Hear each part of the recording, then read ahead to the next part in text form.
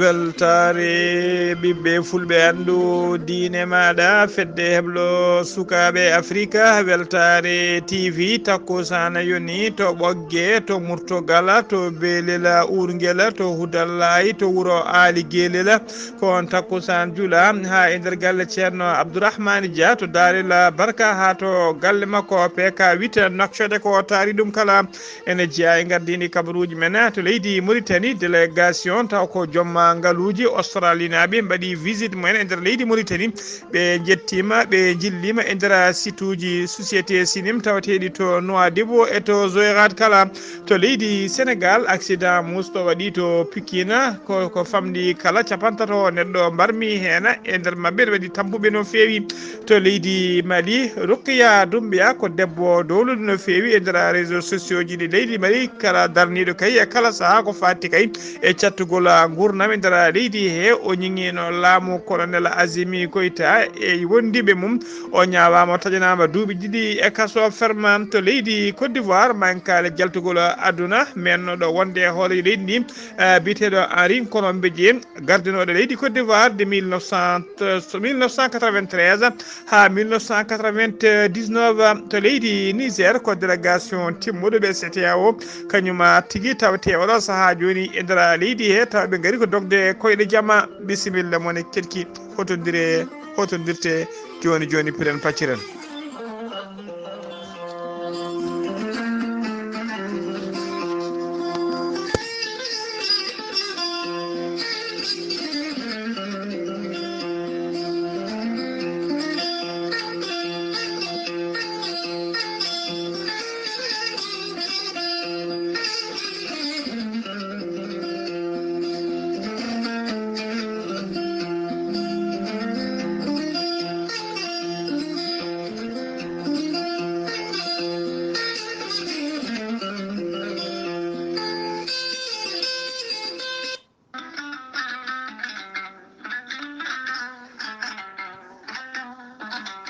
musidɓe tedduɓe bandiraɓe sehilaɓe taweteɓe joklinayi windere kala mbatten haqqillaji men e kiiɗo hen lekki kawisaji mawɗi goni e muɗuma kin lekki woni gorel te ko ha ko moƴƴo iwru ko en tokkorodinnooro ari ko wallude e safrude ha moni kala daña cellal ɓandu muɗuma an joguiɗo AVC cardiaque eɗen gandi hande o aɗum heewi jaalade e yimɓeɓe ha tenti jamma ɓandu jaaɗoru leloɗa donka ɓolsitade gummoɗa donka yaɓɓude gam jaadgola wasde dogde ƴiƴam e nder ɗaɗi maɗa sa jokkodire gorel te joni joni beltoɗa keɓa hen kollaɓi an joguiɗo ɓandu jaaɗoru ɓandu wuloru sukara deke yo haydogam cité ene safra hewɓe hutortoɓe gorel te cettima ɗuma sa yiiɗi hebde kollaɓi ko fate banggue gorel te beele mbawa andude ko safrata e ko safrata kala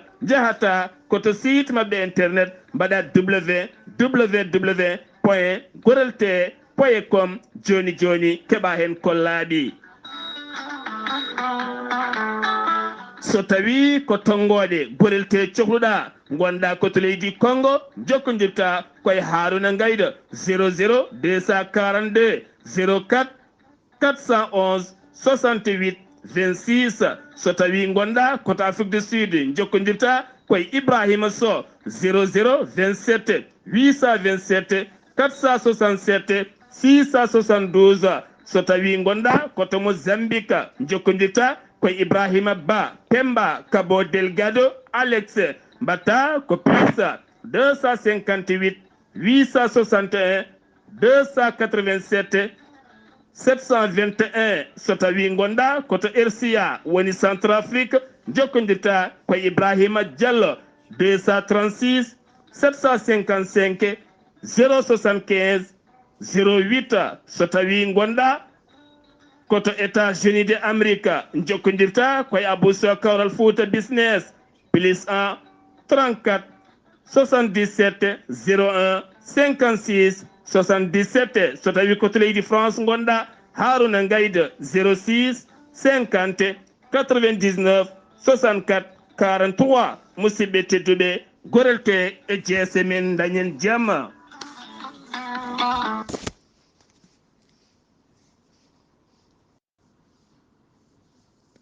hettode kaburuji mon e ɗemngal pulaar. Afrique, Asie, Europe, Amérique, Moyen-Orient, Océanie. Jam hire mon musidɓe tedduɓe eɗen goni e alarba ha ɗiɗi lewru juko hitande ujunnaji ɗiɗi e nogas e tati pembelama mbiyen njeslaare sappo e joyi lewru harana hitande ujunere e temedde nayyi e capanɗe nayyi e joyi caggal fergoñalaɗo men sallllahu alayhi wa sallam. Weltare ɓiɓɓe fulɓe andu diine maɗa habaruji mon e ɗemgal pulaar e sowto he ko musidɗo mon sir mon Ghalii Abuu Bah to karallagal ha mbawon yiide en to banggue nate ɓosoje ko miñi men sir men Saydou Abou Bah ko adi kabaruji men noon jayde weltare ɓiɓɓe fulɓe andu diine maɗa feddeblo sukaɓe Afrique eɗen pecca sunare men e dendagal ɓesguji likseba naaɓe kala e daabiye naaɓe e ɗal haynaɓe kala jaltugol aduna gorgol meɗen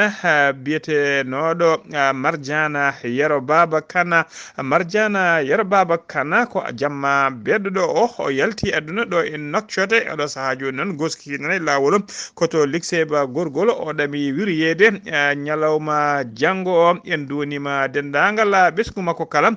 tugui kay Amadou Mardiana jinda Mardiana e Aissatou Mardiana ha e miñiraɓe mumen kala en donima ɗumen ko noon kadi en donima honorable député Kane Mouhamed Abdoulaye e dendagal galleji kan hanɓe kala e dendagal ɓesgu likseba kala ko dendaɗo kamɓe foof noon en donimaɓe e dow inde ceerno Oumar Alpha Sy Almami taw kañum woni khalifa diine e oɗo saaha likseba gorgol. habaruji men ɗemgal pulaar to leydi Mauritanie puɗɗorɗen to leydi Mauritanie noon to leydi Mauritanie hono ministére de l'intérieur holli tigui e nder toɓoji cakkitiɗi ɗi e nder leydi he e nder loɓoji cakkitiɗi e nder leydi he ɗum bonni ko heewi no feewi e nder yoga e région ngaji ha tengti noon to région de Trarza noon e nder wuuro witego Kermasen to noon ko neɗɗo goto tawi ko jooliɗo ko neɗɗo goto wasi toon fittade mum tawi kadi ko jooliɗo on noon yooli koye widuru mawdu no feewi matériel kewɗo kadi boni toon ha tengti to wuuro witego Tekana e to arrondissement mo likseba de kala teskama matériel kewɗo boni hen. so tawi koto brakna no ha tengti e nder mokata mo bogge toon kadi ko galleji kewɗi leyɗe kewɗe e oɗo saaha joni kañumen jooli taw ko ndiyam teskama tigui ndiyam ari ha tigui yeɗɗiɓe yettade lawol taw ko lawol faade roso e nder mokatade babaɓene ha tengti e nder commune mo Ayre Mbara toon e wuuro toon wuuro witego Sutoni fodde capanɗe nayyi hoɗande teskama tigui derguitima toon ha joni kabaruji men ɗemgal pulaar to leydi Mauritanie ha joni keddoɗen jagorgal leydi ndi kalfinaɗo ko fati e taaride e ɓamtare duumide woni ministre de l'environnement et du développement durable hono Lalla Camara o holliri tigui wonde département mo ardina o ɓoyata tigui ma lor leɗɗe kewɗe no feewi maɓe lor leɗɗe kewɗe no feewi e wertago yañgo kene qime ha ujunnaje nogas hectare tawa maɓe lor hen leɗɗe hano hannirtani ɗen leɗɗe ɗo lata noon taw koye nder campagne ɗamniɗo yubbinede e nder hitande hikka nde o holliri kadi wonde wertago wongo kene qime ha million ngaji sappo taw ko hectare ɗo e 2030 ko ɗum woni fandare ɗum woni programme taw ko miraille verte moɓe jiiɗi avde e nder leydi he o haali ɗum noon koye saaha kayi o yano wadde visite uji makko site uji taw ko nokkuji ɗi pépiniére uji ɗeɗo leɗɗe ɗaminiɗo lorede kay oɗo saaha joni toɗo gawa to e nokku to wiyete pépiniére uji ha joni kabaruji men ɗemgal pulaar to leydi Mauritanie ha joni délégation taw ko investisseur uji woni joom ngaaluji Australie naaɓe jeeyaɓe e groupe biteɗo groupe Fortescue ko deuxiéme noon exportateur uji woni tigui ittoyoɓe jamɗe caggal leydi ene nawa e nder leydi mumen ko deuxiéme groupe noon noona eɓe tawi e jillu mabɓe e nder nokcoto e nde ɓe tawi jillu e nder leydi Mauritanie teskama noon ɓe jillima jillu e nder Mauritanie teskama ɓe mbaɗi jilluji mabɓe e nder site uji taw ko site uji société cinéma e toon to Zoyrata ha to Nouadhibou Kara ɓe mbawi tigui yillade ɗum e nder jillu mabɓe noon e nder leydi Mauritanie taw ko jillu balɗe tati ɓe jettima noon ɓe jillima yoga e bureau ji tawateɗi nder cinéma kala ɓe jeehi ha to centrale électrique société o kala ƴewde kay holno golle ɗe jarata kay hano hannirtini ha joni ko leydi Mauritanie keɗoɗen talata hanki o laamu leydi Mauritanie waɗi lancement e nder nokcoto phase taw ko phase ɗiɗaɓo programme on programme noon ko wallude ɓen miskineɓe ha tengti noon e wonduɓe e rafi biteɗo handicap waɗi transfert d' argent cash yidde mabɓe noon e oɗo sahaji yidde laamu ngu noon e oɗo deuxiéme phase kay moɓe goni ko yoɓe mbaw fabade fodde sappo e joyi ujunere fodde sappo e joyi ujunere famille tawi ko galleji ɗi yimɓe e nder ɗi galleji ɗi tawe hen ko famde kala hayso ko neɗɗo goto taw ko andi kappe ko ɗum woni yidde mabɓe ɓe kolliri tigui ɓe kolliri kadi ɓe kalano tan saabu e jogui kay miijo wadde financé fodde ujunnaje tati projet ji tawi ɗina projet ji kala ɗina tawi fodde ujunnaje tati projet noon baɗɗi gartama kay e nder région e nder région ngaji tati wilaji tati ɗi nokshota wondude e hoddaji ɗiɗi woni hoddela garbi e to hoddela garbi e to hoddela sargi kala ha to asaba to gorgol ha to barak na eto gidi maga kala jaru noon taw ko ɗiɗon projet ji ɗiɓe ɗamini wallude ene qime ha 3 milliards 750 millions taw ko haalisu guya e limore hinde nde ha joni kabaruji men ɗemgal pulaar sen nummima to leydi Mauritanie koto leydi Sénégal paɗen talata hanki o go lewru août hitande ujunnaje ɗiɗi e nogas e tati ko sagataɓe jogiti sagataɓe tiɗi waɗɓe en kaggule woni tigui ƴettuɓe laafaji ɓalleji ne murne koye mumen ala ko yiyete so wona guite mumen kañumen naati nder bus tawi ko bus tata to legal bitegal yarak e nder Dakar nden ɓe naati nder bus o ɓe kepti dendagal halisaji e téléphone aji clieneɓe jonnoɓe e nder biso ɓe torli chauffeur o no fewi caggal ɗum noon ko ɗon tigui ɓe duppi biso ɗum waɗi ko sara arrêt to ɓe mbiyata arrêt magasin to yaraka ɓe duppi biso nde gendarme noon légal an nde nani ɗum wawi tigui notitade hen mbaɗi constat mumen bilan provisoire o noon ko yimɓe ɗiɗo mbasi hen pittali mumen ɗiɗo kala ko rewɓe tawi kadi ko sumɓe ha kuuñi waɗi kadi yimɓe joyowolɓe barmuɓe hen e nder ɓen joyo barmuɓe hen ɗiɗo ne tampi sanne tawi hakkude wurɓe e mayɓe ene tampi sanne enquête gadan noon holliri tigui wonde ɗum ɗo ko attentat terroriste tigui yimɓe seɓɓitiɓe kañumen mbaɗi nguɗon jangu hono no holliri kay Abdoul Karim Diop noon o holliri tigui wonde kay waɗɓe ɗeɗo gueɗe ɗe ma kay toɓe mbawi wonde kala e toɓe mbawi suudoyade kala maɓe enquête kay waɗe haɓe mbawa yiitede ɓe lufte toɓe mbawi suudoyade kala ɓe gadde ɓe darne yeeso lawol o erima noon dendagal tawtornoɓe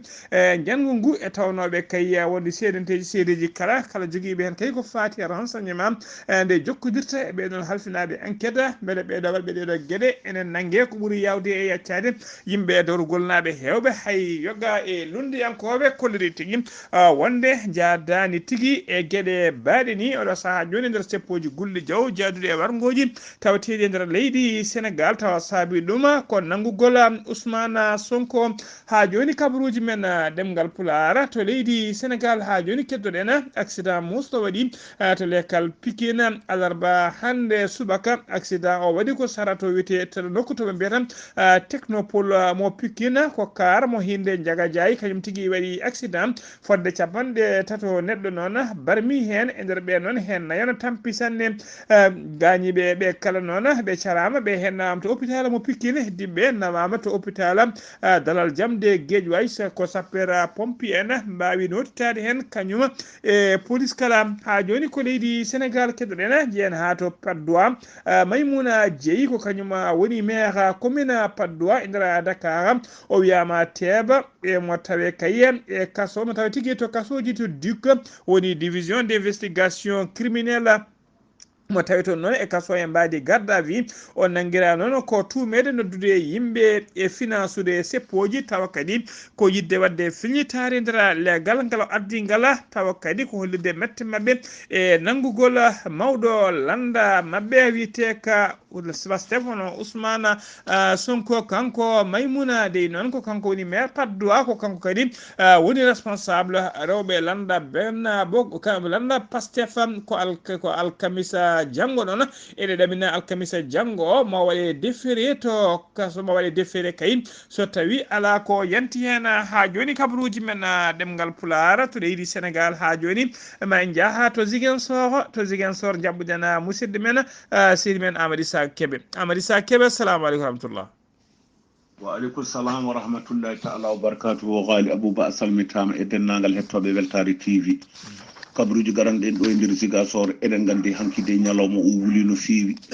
holɗum hakkude ngari min gara to e jawɓe ina wayno sagata gorko goto événement he ina wayno warama toon ina yaara duuɓi 26 Kolda baari lawol route national o ummade ɗon fewde Tamba ina wayno Sédhiou ne baari lawol ngol kamɓene kadi Carrefour Diarumɓe ɓe mbaari lawol ngol route national ummade autoji ummade Dakar nadde Ziguinchor Mampalago baari ina wayno Bignona kadi baari lawol ngol Usune kadi baari Kafountine baari won longiɓe to e Gambi ɗeɗo balɗe ɗiɗi no donki arde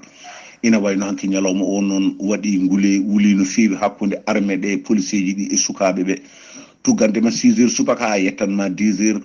ina wayno mataw ɓe jeehi haccotoyade ɓe puɗɗiti midi ñalawma ha minuit ina wayno cengɗe ɗe foof ko garmi ngara aɗanan tan piyanɗe ina ɗojja kamɓe sukaɓe ɓene eɓe kutoro holɗum cocktail molotaji eɓe kutoro kadi ko fewte batte bomboje ina wayno ɓe duppima won autoji tati ɓe beddima e nder mumen ɗum noon ne wayno daga matériel kam ina wayno ko ɗum ɗon tan tina hen kamɓe noon correspondant men o habrani hol belsuɓe hen walla hol mayɓe hen kono waɗi kam hanki garmi ngara ina wayno laamu ngu kadi yamiri e subaka he mintereɓe yo tello nde wonno ko oga banggue tan heddi ɗo e Bignona yoɓe tello Kolda ɗum ɗon noon ina wayno ɓe dillino e subaka he kono noon joni ɗo mbatten journal ɗo e radio Zig FM ɗo waktu o tolni ɗo ina wayno koɓe deƴɓe taw yimɓeɓe noon jeehi to marché to nde wonno hanki yimɓe puɗɗino yaatan ɓe jeehi ɓe mbi yo marché ɗi uddu ɓe naati kadi e wuuro ngo ɓe mbi bitikaji yo uddu yimɓeɓe namdiɓe onon kam hol oɗo sababu ɓe mbi ko population o eɓe kaɓe population ne deeƴi so population o tampi yimɓe keyɗi ngala ko ñaami ngala ko jaari ma jante mabɓe kamɓe fof ɓe gona haare nde wotere wona eɓe kaɓe ɓe ina jooɗi ɓe ina ñaama ɗum noon tampere nde ko kamɓe fof tan ndendata ɗum noon eɗen ñaagui Allah subhanahu wa taala jaam tuggandema événement o ko faɗi waɗi ko fewde joni auto ummaki Dakar arde ɗo auto ummaki ɗo fewde Dakar ɗum noon eɗen ñaagui Allah subhanahu wa taala yo Allah hannan en ɗo beele lawol ngol ne woppite musidɗo mon Ahmadou Sa Kébé gorko mbotta kabaruji ɗo foɗo radio Zig FM jokkodirde e Ghalii Abuu Bah yallo ko walde jaam allahumma amina seydi Kébé yo Allah dundene bone heegue saabu so neɗɗo woƴƴete neɗɗo heeɗi so tawi kay heegue heeɓi ɗum holko woƴƴete ko wona haɓede kabaruji men ɗemgal pulaar ha tenumima to Ziguinchor koto leydi Mali paaɗen Rokhaya Doumbia ko debbo dowlude no feewi e nder leydi Mali ha tengti noon e nder réseaux sociaux ko kewɗe wadde kalande mum kay e bindade mum ko fate caɗele guura e caɗele gurdam e nder leydi he o nanganoma noon o ñawama alarba hande o hettanama hitande timmude e kaso taw ko ferma kadi omo yoɓa amende de 1 million taw ko franc CFA ene qime ha 1500 taw ko halis euro o holliri noon ko hono holliri kay avocat makko biteɗo Kasuma tappo o ñawira noon ko wadde critiqué woni ñingde laamu colonel Azimi Koita e holli golledi mum kala o holliri tigui wonde laamu ngu gila colonel Azimi Koita ari e laamu kay wonde ko échec total woni tigui haydara ala ko ɓe hay ndiga ala ko ɓe ɓeydi tigui e ɓamtare leydi ndi so wona kay yatirde caggal o holliri noon kanko ɗiɗon résultat ji kay so tawi wiyama bilan ko fati e laamu transition ngu kanko o wiyata ko 0 résultat o ko 0% hay 1% rokkataɓe o holliri ko 0% o rokkataɓe wona konguɗam noon ko konguɗi makko kanko Rokhaya Doumbia o holliri noon wonde oɗo saaha joni wonde kay hay malinaɓe haydara hay ndiga ala tigui ko yaari yesso e nder leydi Mali wona to banggue sécurité wona to banggue guura hay malinajo goto suusa wiide oɗo saaha joni joni ene wuuri e lespe woni e deyre ha joni kabaruji men ɗemngal pulara to leydi Mali ha joni hono général Salifou Modi ko goto e mawɓe militaire uji ardiɓe leydi Niger e oɗo saaha joni o yettima alarba hande o to Bamako jillu makko cilagal to Bamako lamorgo leydi Mali kanko général Modi noon o meeɗino wonde chef d' état major général des armées caggal ɗum o waɗa limogé guila avril o jeeya noon e oɗo saaha joni koye fedde taw ko darguiɗɓe laamu Mahamada Bazoum koto leydi Côte d'Ivoire paaɗena leydi Côte d'Ivoire ene tawe sunare mawde no feewi guila jamma hanki jaltugol aduna goto e yimɓe dawrugol dowlunoɗo no feewi tawa kadi gardiɗo kalɗo landa ɓooyka wiyete ka PDCI o meeɗino wonde hoore leydi Côte d'Ivoire o yalti aduna noon ko yalti aduna ko ñalawma hanki o goo lewru utu hitande ujunnaje ɗiɗi e nogas e tati o yaltiri aduna ko duuɓi capanɗe jeetati e nayyi omo wiye Henri Colombeje ɗum wonno inde makko kanko Henri Colombeje noon ko malaise tigui o waɗi nder galle makko o ronda noon weede to clinique goto to Abidjan koto no walla koye lawol o walla koto clinique to o hawri ela jala guila subaka law hande noon yimɓe hewɓe jeeyaɓe e landa makko gol dilloɓe landa ka e yiɗɓe landa ka kala guila subaka law tawa kay ɓe doƴini tigui to galle makko e nder Abidjan kanko biyetenoɗo Henri Colombeji noon ordino leydi Côte d'Ivoire ko hitande ujunere temedde jeenayyi capanɗe jeenayyi e tati ha hitande ujunere e temedde jeenayyi capanɗe jeenayyi e jeenayyi woni de 1993 ha 1999 habaruji men ɗemngal pular koto leydi Niger toon udditen kabaruji men délégation CEDEAO ine tawe oɗo saaha mo kaleten nder Niger e nder Niamey lamorgo leydi Niger addiɓe toon noon ko yidde dogde koyɗe jaam kayin jaam artiri e oɗo saaha joni nder leydi he nde wonnon kay yidde mabɓe kay koto pelbodiral to banggue koninkoɓe waɗa hakkude leydi ndi e CEDEAO ardi sete o noon ko mennoɗo wonde hoorejo leydi Nigéria hono biteɗo Abdoul Salmani Aboubacar mo yara duuɓi capanɗe jeetati e goho kanko ardino leydi ndi leydi Nigéria hitande ujunere temedde jeenayyi capanɗe jeetati e jeetati ha hitande ujunere temedde jeenayyi e capanɗe jeenayyi e jeenayyi on paami ko hitande wotere o ardino leydi ndi caggal ɗum noon laamu ngu lefol laamu o rokkiti ɗum oɗon biteɗo Obasanjo noon kañum wonno président démocratiquement élu en 1999 musidɓe tedduɓe gasi ha laaɓi ceer ko ɗum ɗo wonno komin tongal noon kabaruji mon e ɗemngal pular e sawta he ko musidɗo moon sehil moon Ghalii Abuu Bah to karallagal ha mbawon yiide en to banggue YouTube ko miñi men sehil men Saydou Abou Bah so tawi koto Ziguinchor ko Amadou Saga Kébé ketki malaki jaam yo jaam Allah jogomi jogo on